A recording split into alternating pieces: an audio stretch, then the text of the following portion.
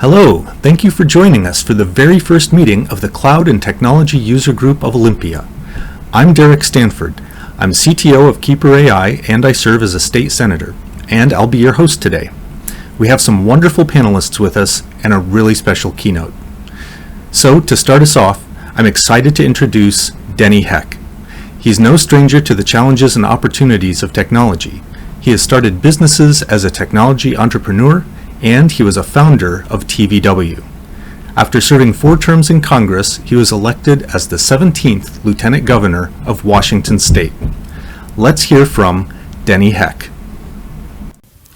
Thank you very much, Senator Stanford, for that kind introduction. It's a particular honor to stop by for the inaugural meeting of the Cloud and Technology User Group of Olympia. What a mouthful. May you be a seed that blooms 1,000 flowers. My thanks as well to the Olympia University of Business and Technology for their sponsorship of today's events. Obviously wouldn't happen without them. Thank you. But before I begin, I would like to take the opportunity to say just a word or two about Senator Stanford. And let me say up front that number one, he is simply an outstanding legislator. And frankly, my friends, that's saying quite a lot. Number two, not just the first legislative district, but the entire state of Washington is indeed fortunate to have someone with his expertise and intelligence on the truly critical issues, important issues of the day. You know, I began my service as a legislative staff member 48 years ago, and I know for a fact that Derek Stanford is the very first person to have a PhD in statistics to serve. And look, folks, this is the digital age. This is exactly the kind of experience that just has to be a part of the mix in our public policy-making process. We are lucky to have him. And frankly, we are lucky you have formed the Cloud and Technology User Group with its very timely and very important purpose of, well, multi-purposes, advancing cloud migration and updating storage management and serving customers better online and enhancing cybersecurity, all the rest. Because again, well, this is the digital age. You know, when I left Congress, I was presented with this hard drive. It is my entire 8 years in the U.S. House. Every letter written by our office, every memo written to me by my staff, every speech I delivered, every daily schedule, 7 days a week, 365 days a year, and the briefing documents that were attached to them, every one of my appearances on television, hundreds, and so much more, way more. I was frankly stunned at the depth and breadth of material. And I tell you that because it occurred to me that this is how we are now capturing information and documentation and history. So the entire infrastructure associated with that becomes, across the board, highly critical. The capacity, the protocols, the management, the architecture, all of it is something that we simply can't leave to chance or happenstance. During the time I served in Congress, I also had a front row seat to the issues surrounding the importance of cybersecurity. I was frankly privileged to sit on the Intelligence Committee. And you all know the cyber issues it has dealt with over the last several years. They were very public, and they were issues of profound importance to our national security. But I also sat on the Financial Services Committee. And I well remember this one time talking with a major bank and having them tell us that they receive more than 1 million attempts a day to hack their IT systems. I would literally wake up in the middle of the night at times, worried that somebody someday would finally successfully pull that off and cause the entire economic system to tailspin, if not collapse. And I had 2 takeaways from all of that experience. My first was that the real threat to our nation doesn't so much come just from other countries' bullets and rockets as from its hackers. But we still keep investing in tanks. Indeed, for as much as we are pouring into matters related to cybersecurity, it simply does not match the level of threat. It just doesn't. And second, in a state of complete candor here, our collective cybersecurity hygiene sucks. I know mine does.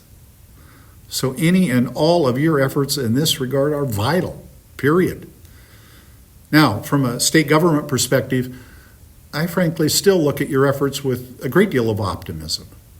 There is so much good to be done here as a result of your work, so much progress to be had, and it is all so worthwhile. Better analytic tools, stronger cybersecurity, faster, more efficient ways to do more with less. It won't be easy. It's going to be hard. After all, in state government, our systems are mostly old and big and complex and function in a way that does not allow for any interruption. We don't have a choice. Those unemployment checks have to get out or people's lives are damaged. We recently learned that lesson somewhat painfully. And let's face it, change is hard. As Albert Einstein famously once said, the two most powerful forces on the face of the earth are compound interest and the status quo. But at the end of it all, the word that springs to mind is again worthwhile. You all are playing a part in that. I know I speak for a lot of people. It is my job after all when I say thank you. Inspiring as always. Thank you to Denny Heck. So now I will introduce our panelists and then we will get to the panel discussion. First, in the middle, Clark Lamsan is an experienced innovator and thought leader who leverages expertise in data science, analytics, and operations to transform and modernize technological environments. In keeping with his belief in creating a better world through service, Clark has also volunteered with the Peace Corps and consulted for the U.S. Agency on International Development. Today, Clark serves as Investment Data Team Manager at the Washington State Investment Board. Welcome, Clark. Next, Julain Soh is a respected expert in emerging technologies. Julain helps companies transform their business through the adoption of new technologies on Microsoft Azure, specifically around big data, IoT, artificial intelligence, and advanced analytics. Working as data and AI architect at Microsoft, Julain heads cognitive services capabilities in Azure. Welcome, Julain. And finally, Leo Jardinovsky is Chief Technologist for Education at Amazon Web Services. Leo helps the community leverage AWS services to build highly available, scalable, and elastic architectures to fulfill their business needs. Thank you for being here, Leo. For the audience, as we go, feel free to ask questions in the chat.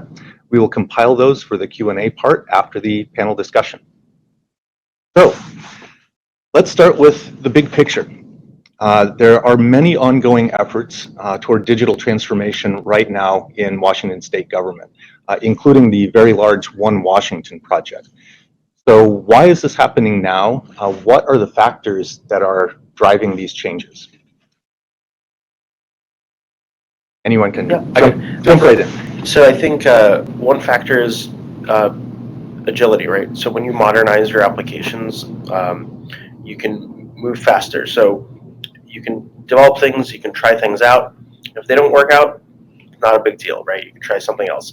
So, typically when you're on-premise in the data center, you've got a capped amount of physical resources, you've got servers, and you need to provision new ones to do something new.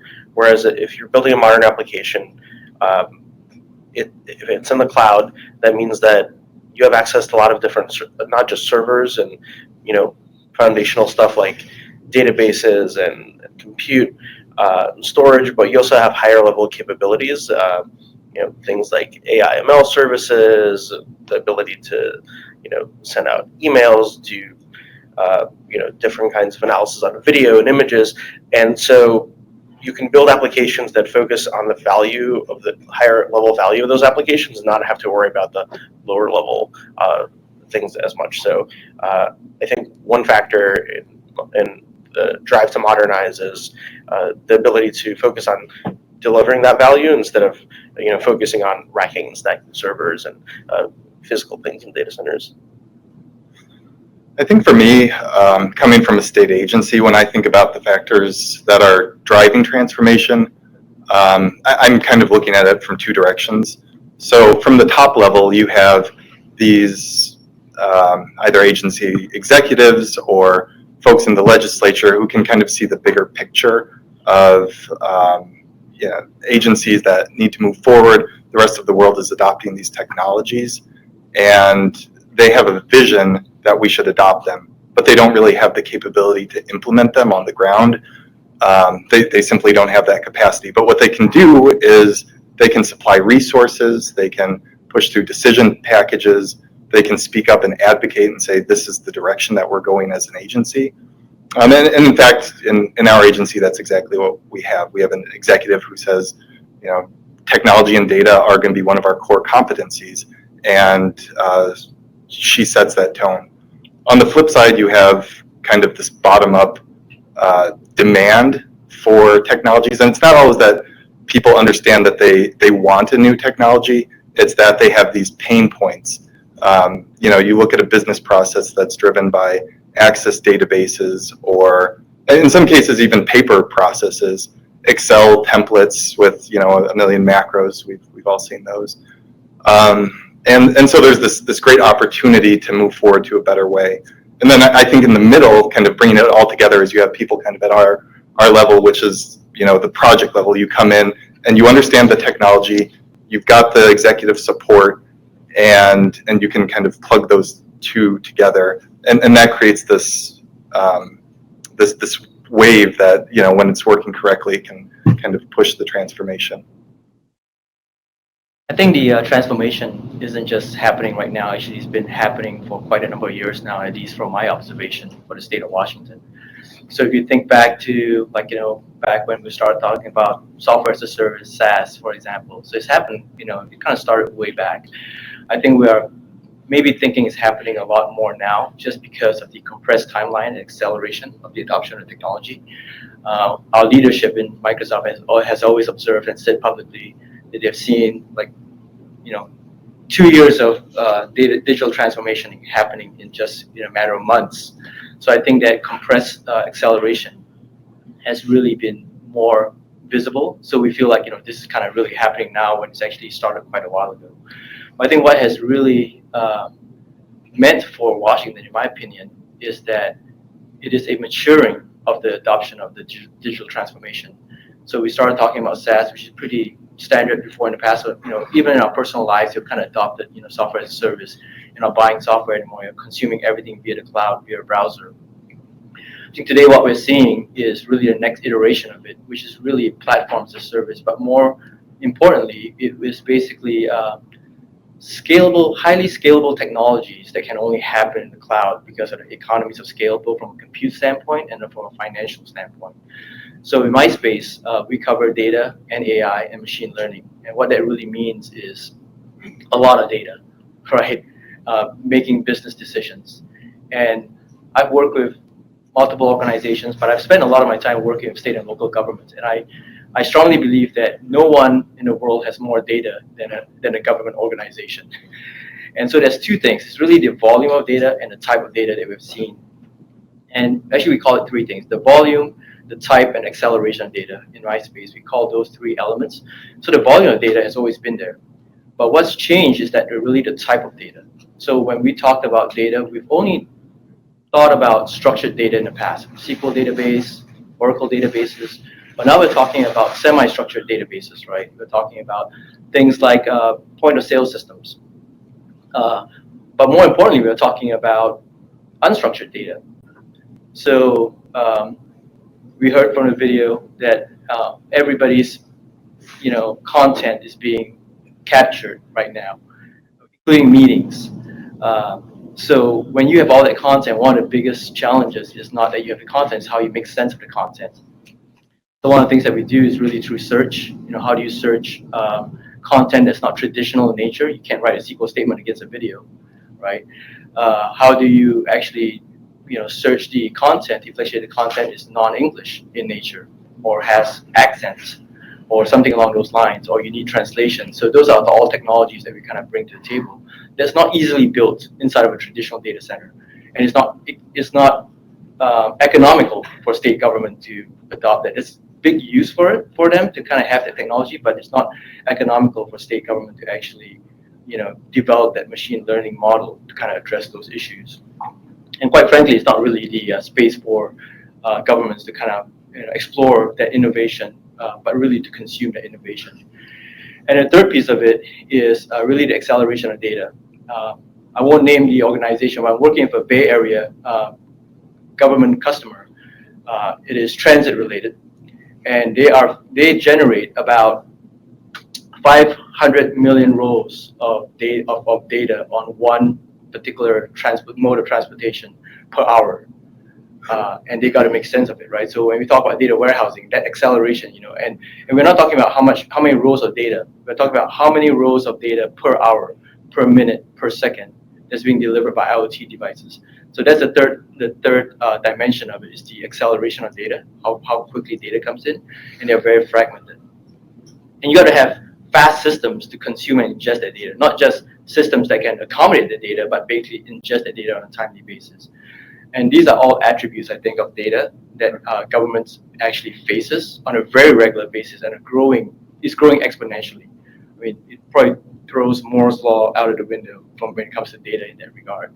So I think that is kind of where leaders in government starting to realize is that they have all the data and the growing amount of data and the speed of data, that they have to start adopting technologies that's beyond the traditional data centers to address this. And I think that is kind of in a nutshell a good summary of what digital transformation is.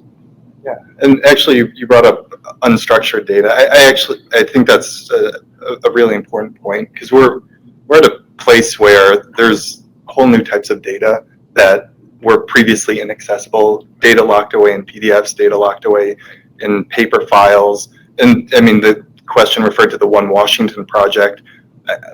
We're at a place where we have technologies and will from the state legislature to try and start bringing these things together that had organically, you have a system that does paper financial accounting, you have reporting done in PDFs. Now we're at a place where we can start pulling these things together and unifying them, and that's really the transformation. Yeah, that's one thing we're seeing too. Is I'm seeing a lot of customers who basically they set up a data lake, so they have all their different types of data in one central location, and then they can run different kinds of systems on it. They can pull up a data warehouse, do certain kinds of analysis. They can run Hadoop jobs on it. They can just run a SQL query directly against it. All kinds of things, and it breaks down the silos between different state agencies, or in a commercial company, different departments, while also still maintaining security and least privilege access as needed. And so that's actually another thing that I was thinking about is I think the changing landscape for security threats, as the Lieutenant Governor mentioned, is another factor driving transformation. So when you're in an on-premise world, you're responsible for every part of your security, right? So down from the physical data center to what kind of chips are on your servers, to what's on the operating system, to your networking. When you're moving to the cloud, you're still responsible for security, but the line of the responsibility changes, right? So there's the shared responsibility model. So now you're responsible for maybe the operating system, or maybe how you configure whatever service you're using, but you're not responsible for the data center. You're not responsible for the APIs powering it. So you can focus on securing a smaller piece and not have to worry about as many things. And you can also take advantage of a lot of capabilities that you probably normally wouldn't have access to. For example, AWS, we have customers that are financial institutions, state and federal agencies, customers that handle private healthcare information, and we've met and exceeded their security requirements. And so that means that all of our customers can benefit from that. All of them have access to the kind of capabilities to meet all kinds of different security and compliance requirements. I think that's driving a lot of transformation as well. So that's a lot of different pieces there that we're kind of getting into. I want to try to delve in a little bit more. So many things were just mentioned. The scale that's available through the cloud, the ability to use new tools to kind of outsource some of the security concerns, and unstructured data, being able to unlock the power of that. So from where we are now, what are some of the areas where these technology changes could have the biggest impact on state government? And obviously we're in the midst of some of this, but in particular, not just access to the tools, but where this interacts with changes in business processes. So a lot of agencies are trying to not only upgrade their software and their hardware or stop doing hardware, but also changing their actual business processes to be more agile. So what are some of the areas where that could have the biggest impact right now? So I think you're on exactly the right topic, which is the business processes, and letting the business processes dictate where the technology is implemented and where it goes. So rather than coming at digital transformation from the perspective of a specific technology,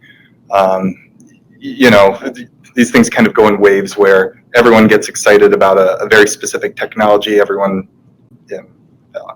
out blockchain. I personally believe there's a huge potential there for many things, but it's a good example of where you get an incredible amount of excitement around a particular technology, and then one behavior that can appear is people start to look for places to apply it, and that's where you can start to break trust with your users, and you start to lose engagement because people get fatigued with, technologists coming at them with each new shiny thing. It's really important to understand the users, really, what is it that is causing them pain, what are the processes, really understanding those.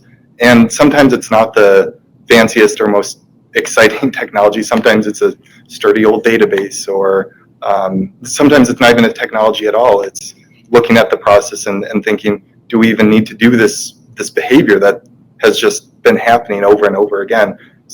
Sometimes it's just taking something away and things work better. So yeah, I think when we're thinking about transformation, it's incredibly important to focus on the process as part of that. And I couldn't agree more, actually, because today when you talk about the IT worker, it's really not the person in the IT shop running the servers. It's really the IT worker who is working in a business environment. I mean, they're the ones that understand the systems, the data, the processes, like Clark mentioned. And more often than not, at least in my field, when we talk to customers about adopting new technologies like prepackaged AI, using AI to predict some kind of a business process, for example, we're not really talking to the IT folks. We're really talking to the person who actually owns the business. So I'll name an example of a project that we're working on. This is not a government agency, but we all understand project management. So we're working with this customer. They want to be able to take all of the tasks in a project. So think about it, like standard project client has got a bunch of tasks, all the tasks that they've completed so far, and every single line item they want to push it through a model, have the model learn on a weekly basis which task and the category of task was delayed, and apply the model to predict future projects, so that they can have a heads up on which task in a project is coming up that could potentially be delayed, so that they can adjust their schedule accordingly. Now, the person we're talking to will be the engineer who is in charge of these kind of manufacturing projects, right? Not so much the IT person who was actually capturing the data or making sure that the project planner server is up and running all the time. So I think a lot of times, there's an example of what Clark was mentioning, where we are interacting and involving the business units a lot more. That's not discounting that IT folks shouldn't be there. They should still totally be there because they're the foundation, right? But for the transformation to happen, we really need to be able to apply the technology in a way that the business kind of makes sense. Now, from a government standpoint, the only other thing I want to mention is that the most frustrating thing about working with government, and the most frustrating thing about governments working with governments, is really the silo in data share. So we talk, and I'm going to pick up from the theme that I talked about earlier, where the volume of data is one of the dimensions that we're dealing with. Well, think about all those volumes being their own silo and have data shares across the board. I mean, that's so difficult, and I think for the most part, there's a lot of benefit and value that can be derived if data can be shared securely without a whole bunch of infrastructure and duplicity being involved as part of the architecture. And I think that provides the velocity to be able to adopt some of these business values that data can actually unlock for businesses. One thing I talk a lot about to our customers, whether it's government or private sector, is changing their processes around how they design and build new products. So for example, at AWS, the way we have something called the working backwards process. That's we try to figure out what is it that we're trying to build, what our customers want, and we work backwards from what do we think the customers want for this specific product or feature. And so we let what the original intention of the product is, or what the value to the customers, drive our technology decisions, and not vice versa, right? So I talked to a lot of customers who want to adopt this sort of process, and then this often leads to changing how they, structure their teams, which helps break down silos. So, for example, instead of having like a monolithic product with a big team, they break it down into smaller teams. We call them 2 pizza teams at Amazon, and then those teams all work on a small chunk of that, what used to be a big monolithic product, and they can all work in parallel. They can all work fast, and their microservices can all interact with each other. So I end up talking to a lot of customers about how to adapt their processes to, to work in such a different paradigm. So with all of this potential, and we've heard about a lot of the different wonderful things that that we do with digital transformation, what are the barriers? We've heard a few of them mentioned, like the silos. So what are the barriers to cloud adoption, to digital transformation, that are slowing it down, especially in the context of state government? Is this just a question of money and time, or are there other more fundamental barriers there? I think one barrier that I see is just a comfort level thing. It's easy to keep doing what's been done for the last 30 years, and it's not perceived as risky to continue the status quo.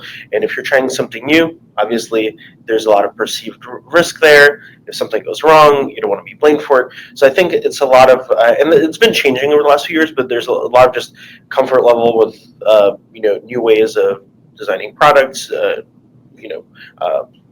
new architectures around how those products work. So it's one factor. And I think on the flip side of that is you have a lot more flexibility. You're not building some big monolithic product that can have a giant failure. If you do it the right way, it's a continuum, right? What you're doing before, you're now doing it you're evolving how you're doing it in the cloud, and you can slowly release things. You can easily switch back and forth. You can try new things without spending a lot of money, without and if you have to, for example, if you try to build a new feature and it doesn't work, you just roll it back, right? It's not a huge failure.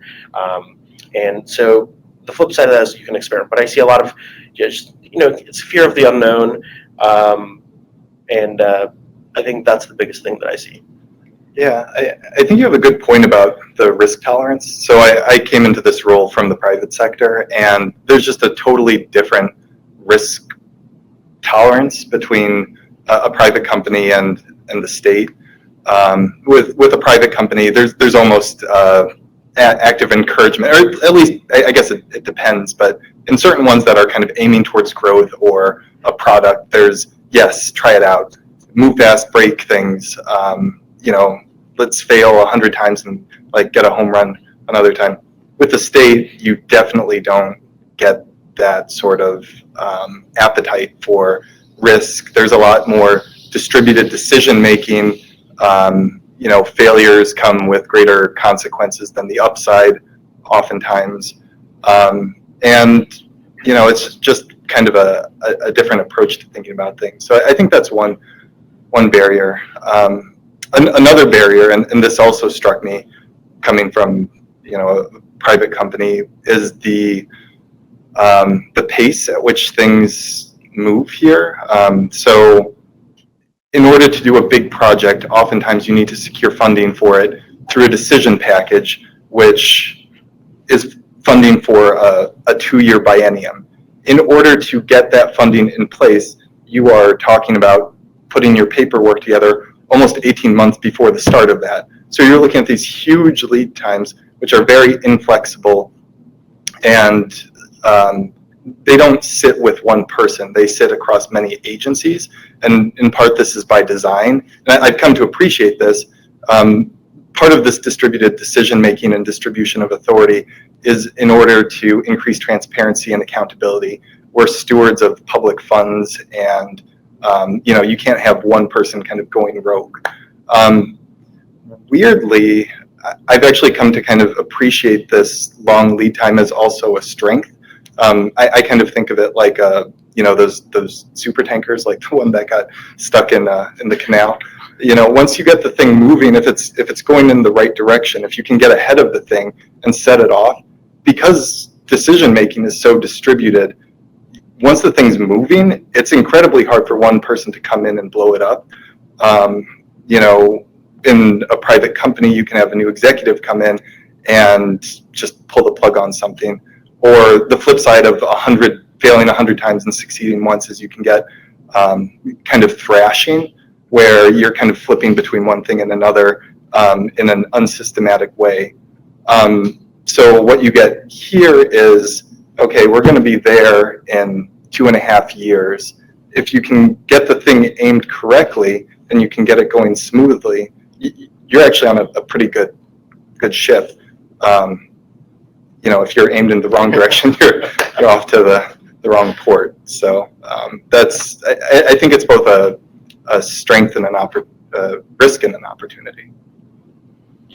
I'll pick up where Leo left off. I think he's totally correct in saying that the comfort level of what things are the status quo is a big piece of it.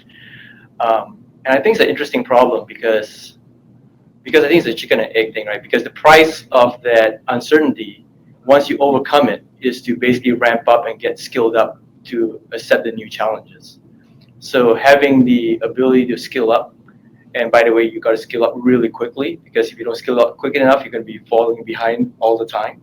So that skilling up really quickly in a very short period of time really is a challenge itself. So it's kind of like a problem that feeds upon itself, right? So it really is hard to kind of get ahead of it. And to add another dimension to it too is that you have so much to do during the day from an operational standpoint, because someone's got to keep the lights on and everything running, that you really have to carve out time to actually get ahead. And that time could be a personal time. It's a huge sacrifice to kind of carve out personal time to get ahead of it. And I think organizations should really try to provide employees the ability to skill up within company time, because it really benefits the company as a whole. And I'm just describing this as a phenomenon, but it's a challenge that I think is upon organizations trying to resolve. And I think that's kind of in itself collectively, that is really the description of what the barrier is in a nutshell to kind of get ahead of the whole problem. So I think that if we can come up with a program or a strategy to address all these in concert, we'll go a long ways. And part of it is to also get over the mindset that we have to sacrifice certain things, which I think the value that the cloud and digital transformation brings to the table is really identifying things that we are doing today that are no longer value added. They should be automated. So you see things like racking and mounting a server. This is no longer an IT function. It's a big thing before in the past, but racking and mounting is no longer really a value added capability, right? Because a lot of things can be provisioned virtually by hardware that's already in place on standby, for example. That's the reason why both Amazon and Microsoft, we invest in serverless technologies, elastic compute, infrastructure as a service, consume what you want on the go. So if you want to provision 128 core CPU today, you go to their portal, go to our portal, provision it, consume it. So that kind of ability to do so that you don't actually have to rack servers in order to get to what you want to do first and foremost, and maybe configure networks before you get to what you need to do. That actually creates capacity and time for the information workers today to kind of get ahead and maybe be able to carve out some time to also skill up and do what matters. Yeah, and one thing that I've also seen that has to be considered is there's also risk with doing things the way they've always been done, in that, as we mentioned earlier, security threats are increasing. Also, demand from citizens on what they expect from government services are increasing. You know, a lot of people want everything to be available through their phone. With the pandemic, I think a lot of citizens want to be able to do a lot more government services remotely, or through a website. Whereas before they would have done it in person. And so that drives demand for capabilities. It also drives actual demand. So, those services have to be able to sustain more traffic. And I think, cloud services are conducive to that. So an example I'll give you is right when, COVID first started, I helped a tech company where they were already in the cloud. They had to switch overnight and basically go live with their remote learning solution in a country with like 6 million students in it, and that meant that overnight they had to have enough capacity to be able to sustain that kind of load. And if they had been in a data center, there's no way it would have worked, because they would have had to order servers, wait weeks or months to rack them, set them all up. Instead, they were able to get the capacity they needed. They spun it up. They'd already architected in a way where they knew they could just add capacity as needed, and they only paid for what they used, right? They didn't have to do this months in advance. And so I think being able to meet demand, whether it's for a private business from customers or for state agencies from citizens, the ability to do that, or the ability to, if you can't do that, that's also a big risk, and that's associated with doing things the way you've always done them. So it sounds like there's kind of a unique challenge for state government here in the long decision timelines, in the lower risk tolerance, that in today's world, you have to be able to move more quickly. You have to be adapting and moving with the new technology. And there is a big risk in not moving forward quickly enough. So it seems like that balance point where state agencies typically would be leaning more toward lower risk, more distributed decision making, that needs to be modified somehow to kind of capture that risk of inaction, or that risk of falling behind, facing bigger security threats, not being able to keep up with expectations. I mean, does that sound accurate, or and what do we do about that? How can that? What are some steps that could be taken to help alleviate some of that? And we heard a little bit about trying to take smaller bites and move forward that way. That kind of gets over some of the discomfort with the change or the risk. But then coming up against a multi-year decision package process, that becomes difficult. So are any ideas for how we try to piece that apart? Yeah, I'll just say, just because the executive, or the top level support and funding is so big and multi-year, that doesn't mean that the change needs to also be long and multi-year. I think a lot of the important changes are cultural and start with the people. I think that's really where a lot of this begins. So, I mean, as technologists, finding the right people who can kind of bring excitement and enthusiasm for these things and champion it within, whatever role that they're in, and be able to recruit champions from within the business. So outside of the technologists, finding people in the business who are open and receptive, and kind of recruiting them to the cause, and bringing back new ways of doing things to their teams, is really where the change starts. Because you can come in, you can build new tools, you can throw resources at it, but if people don't use it, and this is a real risk, and this is where a lot of the change, I think, falls down, is you get maybe a unit that's used to their paper process or whatever it is. They're just comfortable doing it. Why change? Why stop doing the same thing you've done over and over? You need to be able to interrupt that. And the way you do that is you find champions within the organization, you pull them together, and then you send them back out. At our agency, we started a data council, basically. That's what we've labeled it.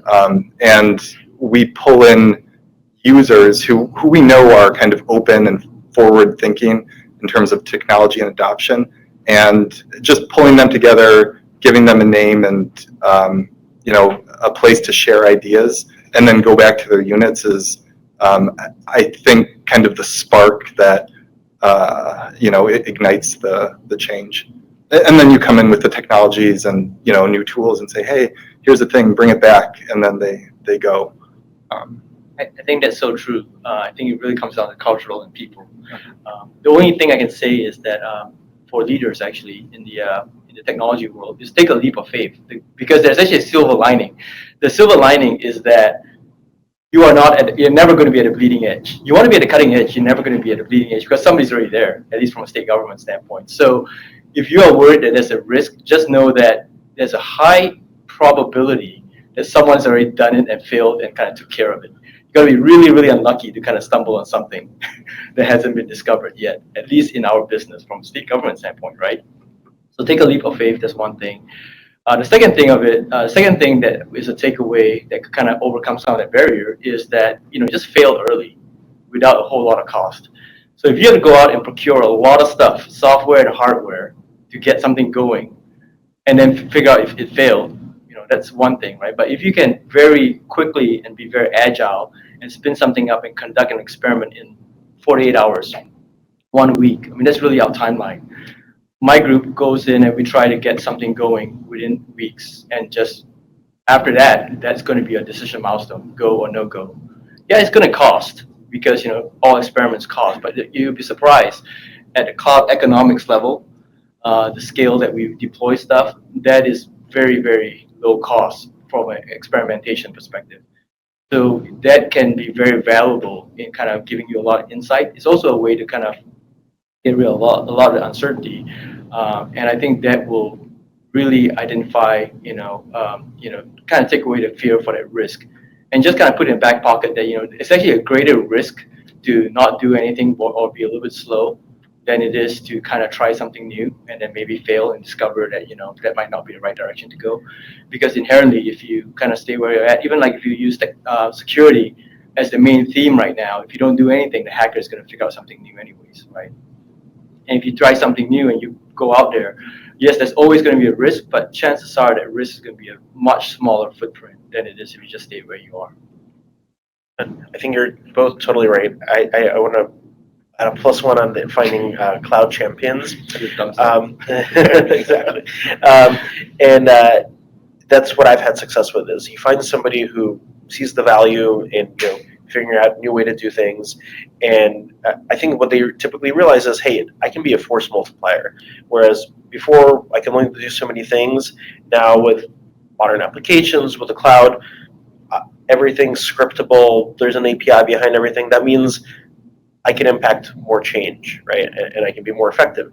And then they do an experiment, they do a POC, and then if that's successful, they realize cost savings or they have benefits, like it's more secure, highly available, and then you can use that as a cycle to build on itself to get more wins. And as you do that, you get more comfortable with this new operating model, and you gain operational excellence in it. And then by the time you get to your more difficult migrations, things that are perceived as higher risk, it's easier to do it because you've done it before on these POCs and a little lower risk items.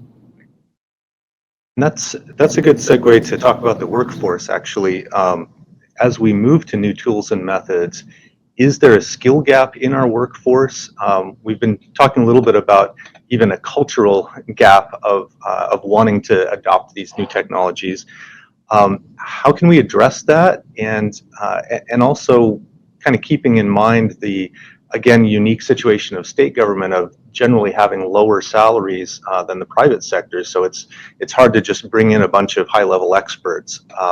So So how do we bring the workforce along, and what are the gaps there that we need to be focused on? I think there's definitely a lot of gaps, especially in state level government workforce.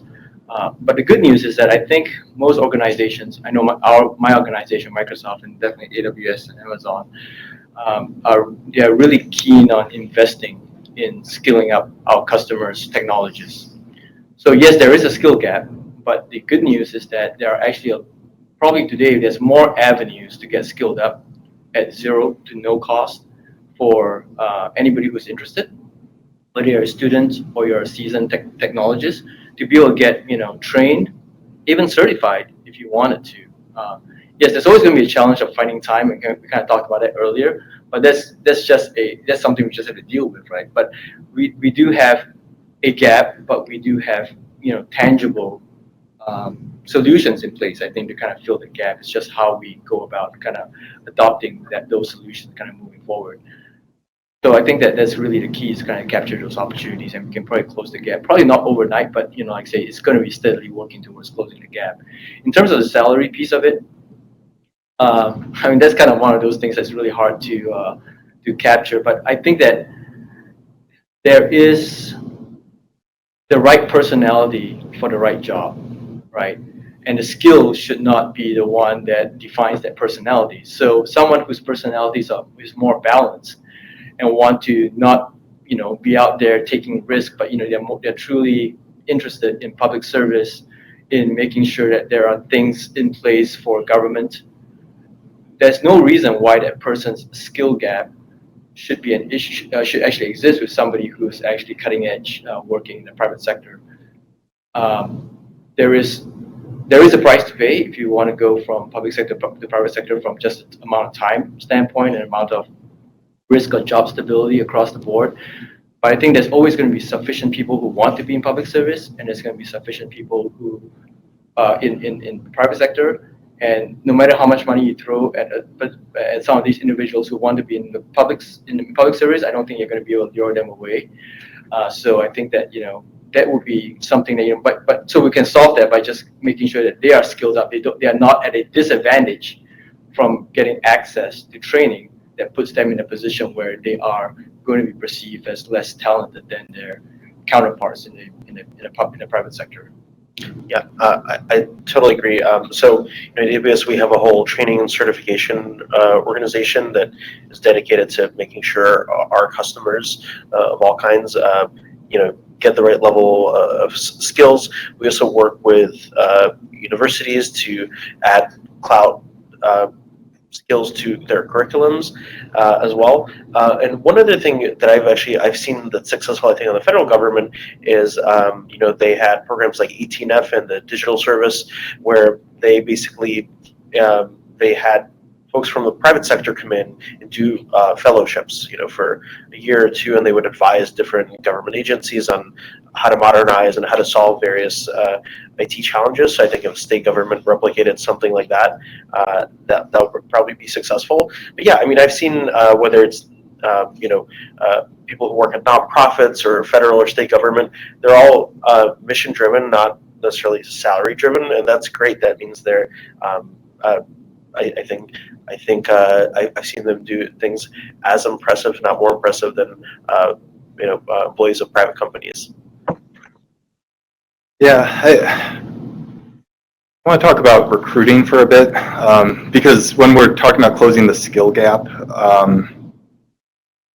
I think it starts with recruiting and the people that you bring in. And this is a place where we spend a lot of focus, at least on our team of data engineers. Finding the right people is incredibly important. And as you guys said, it's possible to find really top-notch people. I think some of the data engineers we've been able to find and hire are excellent. And the component of that is being mission-driven. And not everyone is looking for a corporate career where they're looking to kind of advance in that way. However, I would say that it's a severe impairment to recruiting, especially here specifically.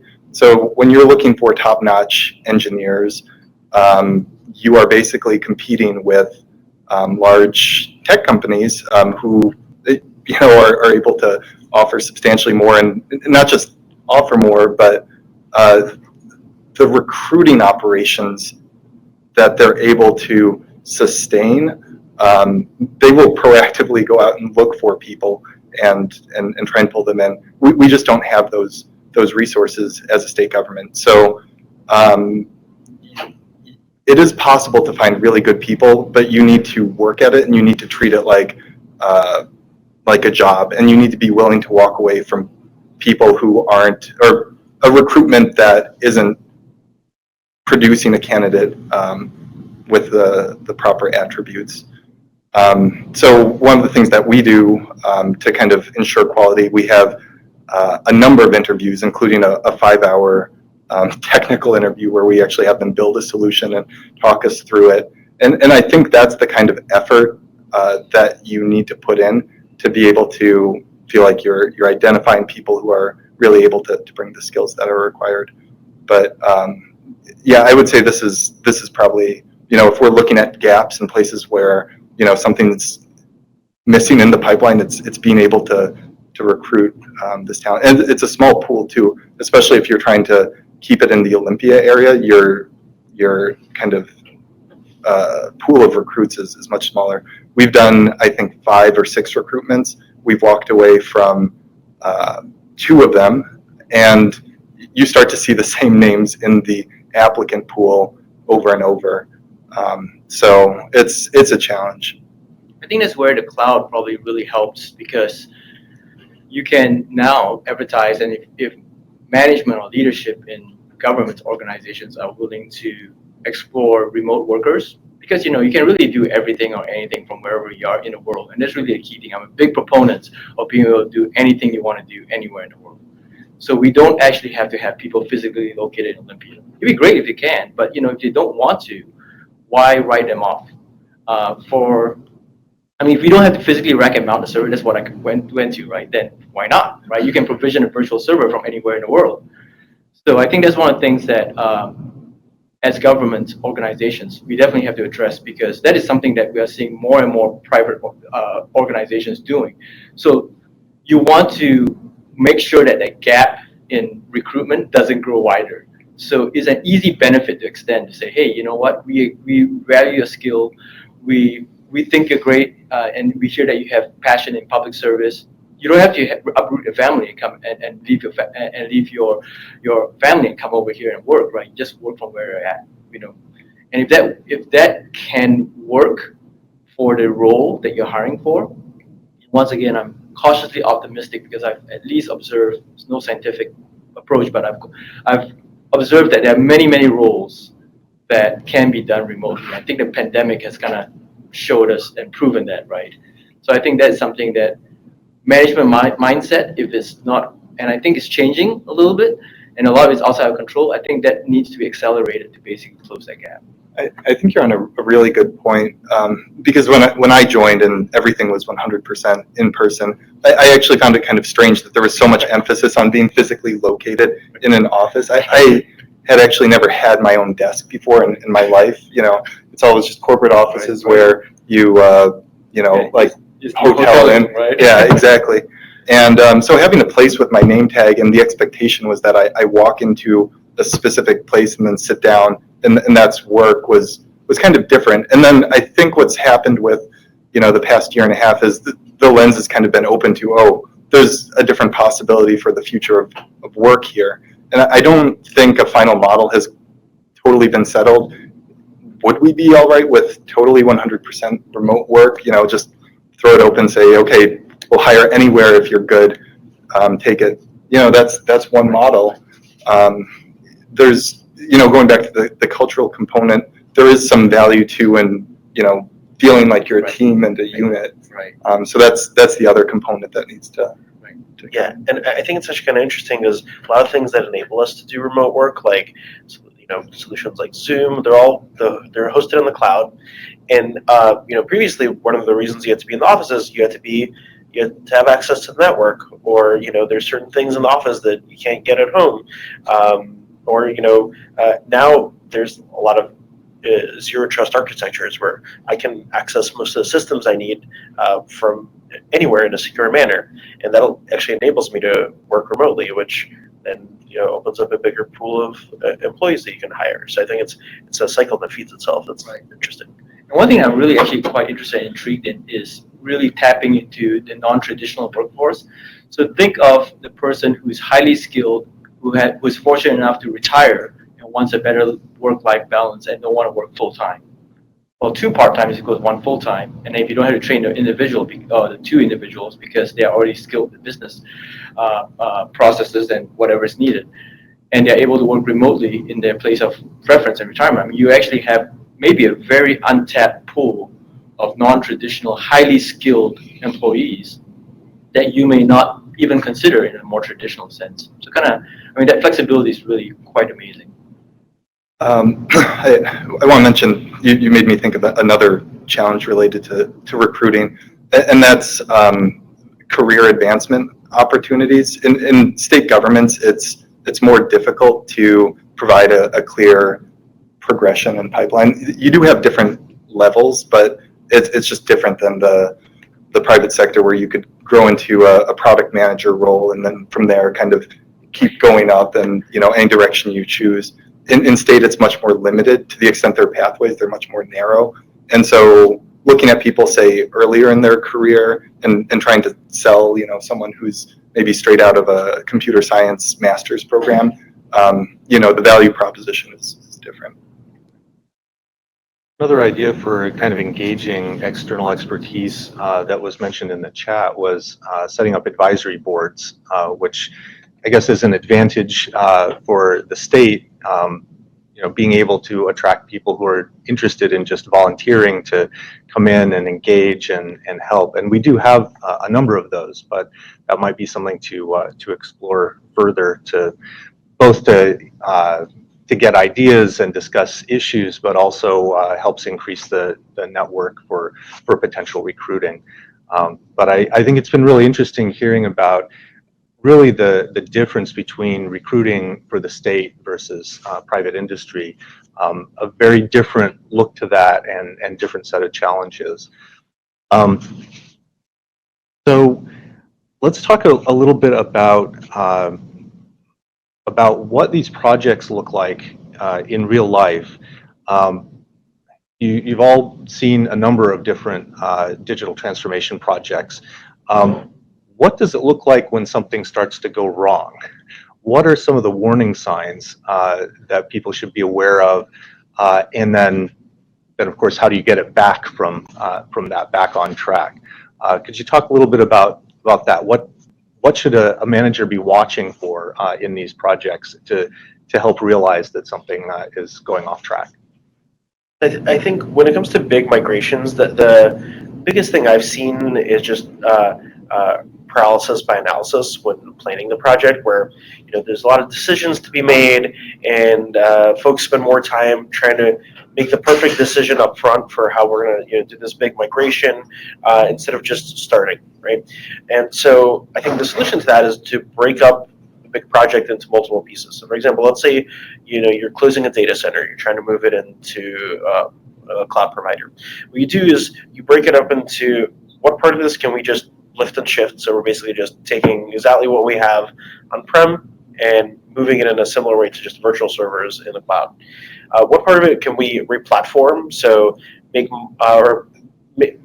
minor changes. So we're going to move a database service from a database we manage right now to a managed one where the cloud provider handles backups and patching and failover, but still the same database engine, so still the same technology.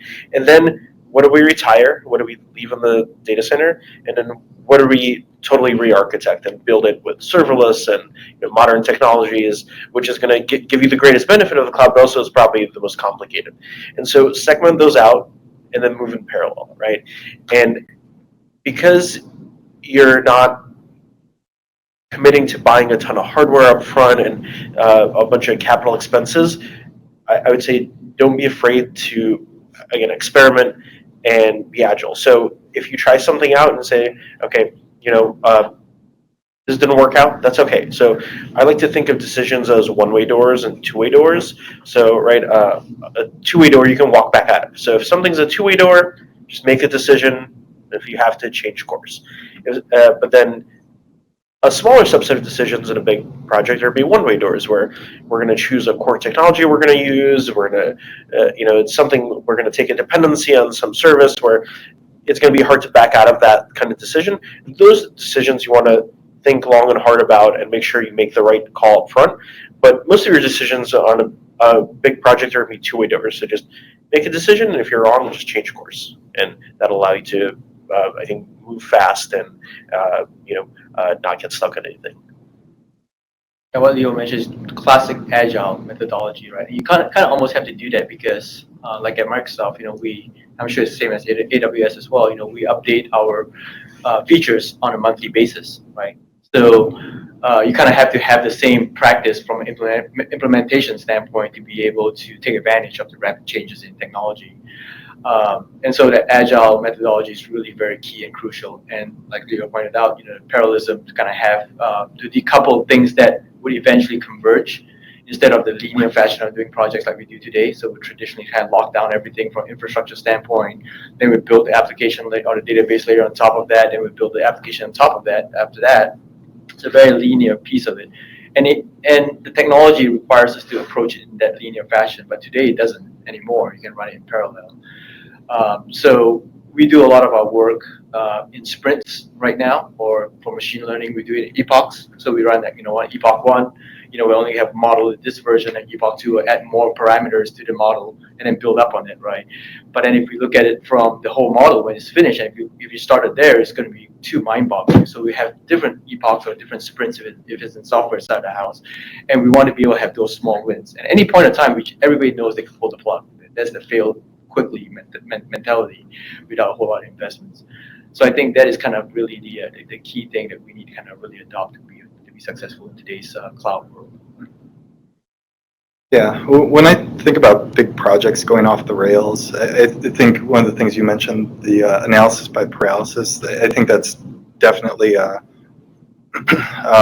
something that happens. I mean, it happens everywhere, but in state governments especially, because as I mentioned, I think there's kind of a lower tolerance for risk. Everyone wants to get the right answer the first time, and so you couple that with distributed decision making, and what you get is people just kind of treading water and not really wanting to kind of push through and make those changes. I think what you need is a core team that is empowered to carry forward the mission and round up all of the different stakeholders, pull them together, and start to push the project along. Yeah, and this actually made me think of, I think another really important thing is to have really strong executive support at the outset and work backwards from there. And I've seen it where, there's a project and the executive says, we must, complete this project, whatever it is, by this date. It has to happen. Then everyone knows when they have to get things done by and works backwards from there. So I think that's also important to be effective.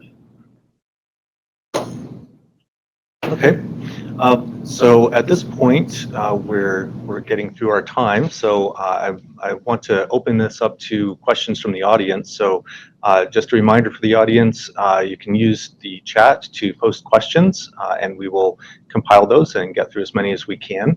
We've got a few already, so I'll start in with those. But absolutely feel free to jump in and put other questions there in the chat.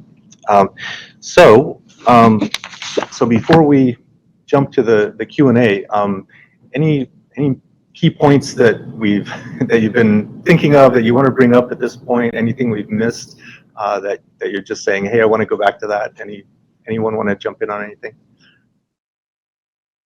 I think Washington State government has got a lot of opportunities, primarily because Microsoft and Amazon are in your backyard. So you have easy access, I think, compared to a lot of other states to not only extended resources like myself from a Microsoft perspective, but also access to whatever corporate support I'm sure that you can get just because you are in our company's backyard. So I'd say, think about taking advantage of that and kind of, looking at all the opportunities that both our companies are able to offer. Yeah, I'll just say I think it's a really exciting time to be in state government in this space, or specifically this state government. We've recently just rebuilt all of our data infrastructure natively in the cloud. We're complete on that, and it's been night and day difference for us. Some of the points we talked about earlier, some of the savings and flexibility you get from being able to just control that through the cloud, the staff time that you're not spending maintaining servers, and just being able to spin up additional capacity and start to shift towards that user engagement and these other things that kind of make everything successful. And it's just interesting. It's really interesting. There's new products coming out all the time, and getting to learn about them, it's fun. I totally agree. I think actually the pandemic has swept away a bunch of the fear, uncertainty, and doubt around modernizing and using cloud, and has also changed how people view how they interact with state government, right, and how they use those services. And so I think it is a really exciting time. Definitely a lot of changes through the past couple of years in how a lot of businesses and agencies work. Okay, so I'll jump into some of the questions that have come in from the audience. The first one asks to get down into more detail on supply chain impacts of some of the digital transformation, big data, traceability, collaboration, and transparency. How can the state make use of some of the digital transformation work in terms of better supply chain management?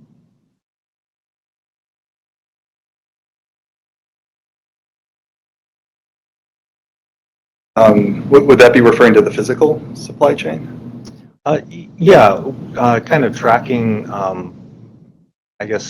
tracking things through a supply chain logistics approach, or just some of the technologies out there that could help with managing those sorts of projects.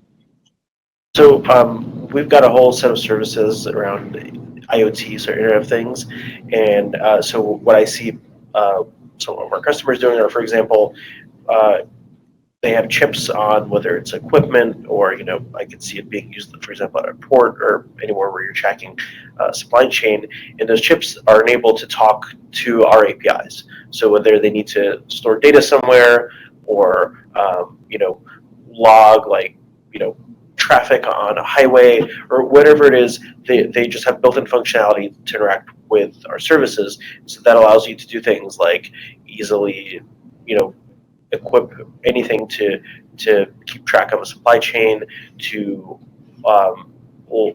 send all the logging data out to a cloud service where you're using AI/ML to predict potential future issues in your supply chain, or you can, for example, simulate what would happen if this scenario happened or that scenario happened, and have playbooks for how to get around it. So yeah, I think there's a whole category of IoT services that can potentially help the problem. And I think the key thing too is that so from a Microsoft perspective, we are not necessarily a hardware company, so we don't really make IoT devices, but we do partner with the IoT community from a partner perspective, right? So to Leo's point, we have the IoT Hub, a whole suite of products as well and services that actually allows us to adopt like I mentioned earlier, the velocity of data coming in. So when we talk about IoT, it's really about velocity of data coming in. How quickly it comes in, how frequently it comes in. It's all fragmented data. My exposure from project perspective is primarily around transportation. I think that's the closest that I could come to from a supply chain perspective. But it's similar in nature, right? Because you're always tracking the location, a geolocation of a train or a car or a taxi or Uber. Right? Those are the use case scenarios I have. They're very similar from a supply chain perspective. But if you don't make the decision of that data coming in a timely fashion, there could be consequences or maybe inaccurate follow-up actions. So I think the ability for us to consume technologies like the IoT hub or event grids, for example, to be able to kind of very quickly ingest the information. I think that's kind of how we would approach the supply chain problem. And we have a whole auditing, quote unquote, auditing backend to it, right? So all this data is warehoused somewhere. So recently we released the second generation of our data catalog, which is called Azure Purview. And AWS probably has something similar on their side as well, that actually tracks the entire lineage of the data from start to finish. Open source technologies like Delta Lake that we implement, Databricks and Azure adopt that, allows you to replay the data as it transforms over a period of time, right? So time series data and how that data transform over a period of time allows you that transparency and maybe provides you insight on what happened and what went wrong, whether it's a transportation scenario, whether it's a point of sale system, whether it is a supply chain issue. I think those are all insights that can be gained and basically be able to resolve that problem, that challenge. Can you give some examples of some concrete outcomes where practical improvement was made in an agency's mission or service delivery? Projects that worked, that really had a concrete good outcome for the agency. I'll go. You seem like the We've had a couple projects that come to mind, and they're actually just recently wrapping up. The first was rebuilding our data warehouse where we store all of our. So we are the State Investment Board. We invest in public market assets like stocks, bonds, private assets, physical real estate, private companies. And what we do is we store information about all those investments over time. When we started this project to rebuild our data warehouse natively in the cloud, we had a system that was, a piece of financial software that was on a server that was hosted on premises. It was kind of like a black box to us. We couldn't, if a piece of data moved, kind of like you were talking about with the supply chain, we really had no idea why it moved or what changed. We spent time on maintaining the server. If you do a big data load, the software would actually go offline for days, seriously days at a time, and then it would come back on, and if something went wrong, you wouldn't really know what the problem was. And what this created was a perpetual sense, not just within our team, but amongst our users of, okay, yeah, this is the data, and it's probably right, it's most likely right, but unless you really spent, a lot of time digging in and pulling the thing apart, you couldn't really know. So what we've done over the past few years is rebuild the thing natively in the cloud, total transparency, complete logging. We can replay data, we can reload, just full transparency, built-in validation. So whereas in the old system you would have to kind of put two spreadsheets together and stare at them like this, you would just have that flowing through. And what this creates in our users is a sense that, yes, this is good, clean, solid data. And when you want to get to that next level of analysis, you can trust it, and this is good data. It ties out to our custodian. It ties out to, if I were to pull up a PDF of a financial statement for one of these private companies, you would see the exact same numbers. And what this enables is a whole new level, a new world of analytics that previously you could do, but if you don't really trust the data, you're not really sure what you're looking at. So what we're in the process of doing is connecting our data warehouse to our, it's called performance attribution. It basically allows you to explain the financial performance of your portfolio from the top level. I performed this much, the benchmark performed this much, and then being able to explain it all the way down to individual securities, and then explain performance by different characteristics like country or industry. I mean, it's hard to overstate it, but it's going to be really impactful for the agency when we get this in place. And yeah, so that's kind of where you see the impacts of these things. You start with something it's not quite working, you get it right, and then all of a sudden, more options open up, and all of a sudden you're in the heart of the business producing value.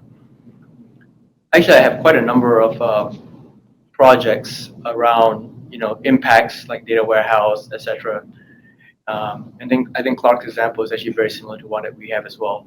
But I want to kind of add a different dimension to this. So I measure projects not so much by how effective they are from a value standpoint, like monetary value, but how effective they are from a social impact standpoint. That really kind of what really excites me. So I give you a couple of projects that are still in motion right now. They're not quite there yet, but perhaps it gives you some excitement. Like for example, we were working with proving out a concept with the city of New York, and they were trying to put together an exhibit of all the debris that came down from the 9/11 tower, right? And when that came down, people went over and then they wrote notes for their loved ones on these steel beams that are out there. Some of them are legible, some of them are not legible. So there's an ongoing project where we're going to take that and you apply AI on it so that we can do what we call OCR on very fuzzy logic, and overlay that on top of the actual writing so that people can go visit this exhibit and say, wow, here's what it is. And because it's OCR, you can now search on it, right? It's fuzzy, but pre-OCR, you can't really look at it, right? And this, I use the word OCR loosely, but this is like really OCR on steroids, right? And we put it in the position and overlay on top of it so people can have the context. And that brings a lot of closure for loved ones, right? So I think that is, can you put a dollar amount to it? Probably not, right? But that's kind of really impactful. There are some of the things some other projects we work on that has impacts to quality of life. So we work with a lot of water departments to look at quality control for water, and forecasting water levels. So we work with the Water Control Board in California, for example. And we're doing a lot of those kind of things, right? So I think that I just want to add a dimension that I personally like those kind of projects where it actually has quite a bit of social impact to it. May not be able to put a lot of dollar amount to it, but I think that in my mind is a successful project. Yeah, and one dimension I'll add is, so I work with a lot of customers who are in the political space, and what they're doing is enabling democracy, enabling voters to make an informed choice. And so, for example, over the last few years, both conventions for both parties, they were originally planned to be in person, and they had to pivot to virtual conventions kind of at the last minute.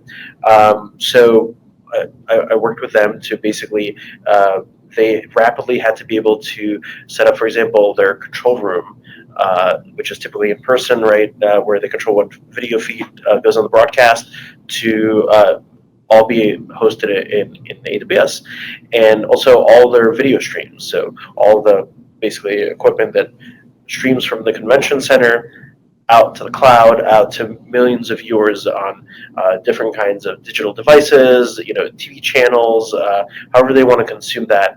And so helping them, like being able to build that in a few months, successfully execute an event to allow voters to figure out who they want to vote for, make an informed choice, and then they shut everything down. So they only paid for this infrastructure when they were using it.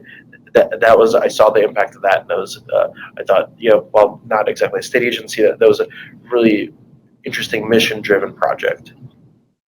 And I just put one teaser before I close out this topic. We have one skunkwork project that we're working on for one organization in the state of Washington. I won't mention what it is yet, but I'm hoping that maybe in a future session we can come back and talk about what social impact that is that we're working on with this one organization. So it has to do with the environment. So that's as far as I'll take it. So teaser. Okay. Excellent. So this will be our last question, I think. Another question from the audience. Basically saying that one of the reasons that some companies, as well as state agencies, might be slow in moving to the cloud is sensitivity around the data and where it's held, security issues. Even though obviously the cloud can bring some enhanced security, it does take some of that out of the hands of someone who might be very concerned about that. What are some ways to mitigate that or approach those issues when there's a lot of data sensitivity around for state agencies?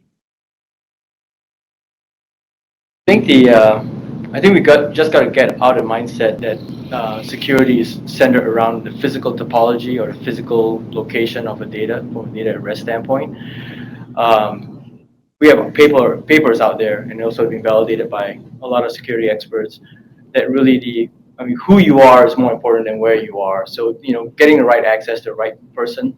So things that you have seen in place, like multi-factor authentication, for example, validating who you are, who you say you are, and getting the access control at that level is more important and more likely to be violated first, rather than someone actually breaking into a data center and kind of running away, finding the right server, running away with it. So if you picture it, a super center like Microsoft, you have to first, breach the place physically. You got to find the right server.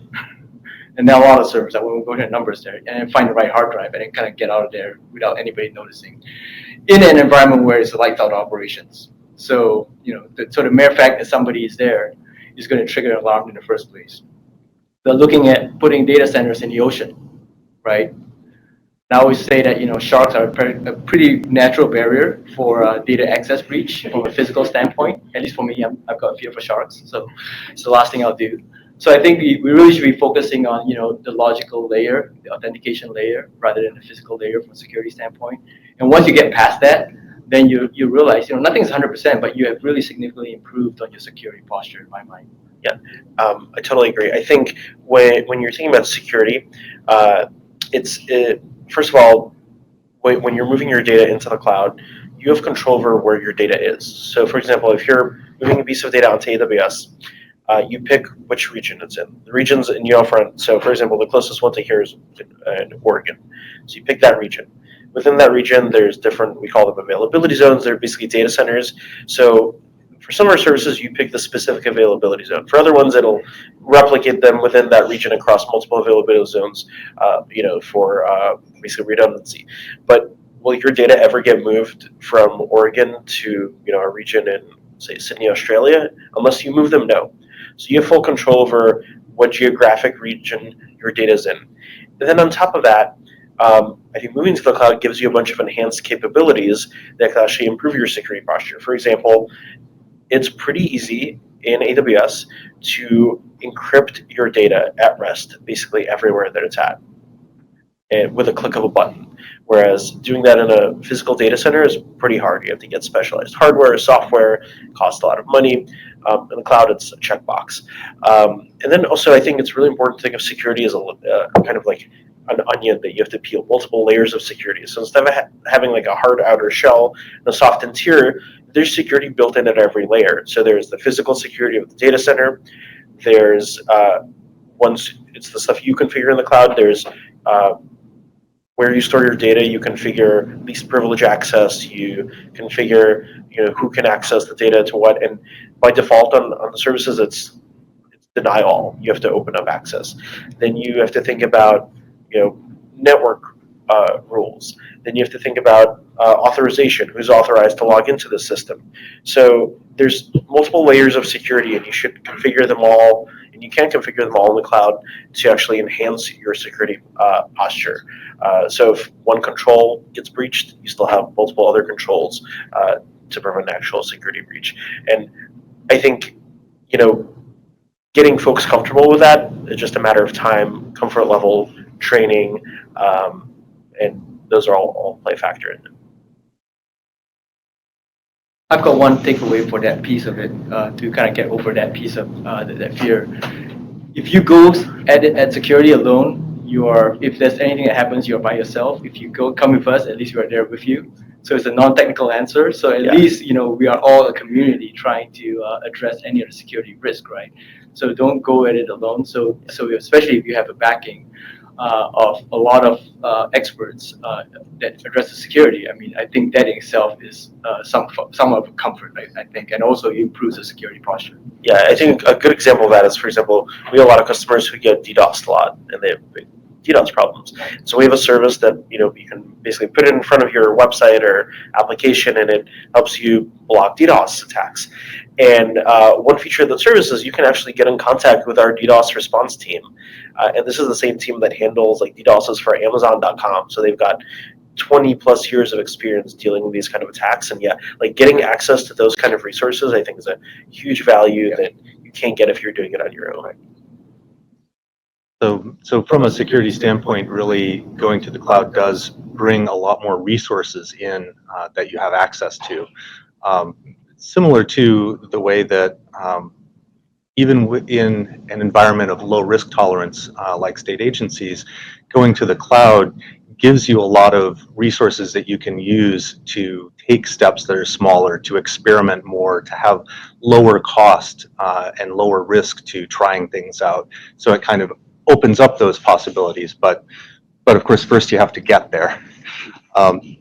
So I want to say thank you to our wonderful panelists, Julain, Clark, Leo. Thank you so much for being here. This has been very insightful and helpful. I also want to thank again our sponsors, Microsoft AWS, the Project Management Institute of Olympia, CodeSmart, and OUBT. And most of all, thank you to everyone who attended. If you'd like to get more involved or you have any suggestions for us, please contact us through our LinkedIn group or our webpage. We are the Cloud and Technology User Group of Olympia. And watch for our next event coming January 27th. I hope you can join us then. Thank you.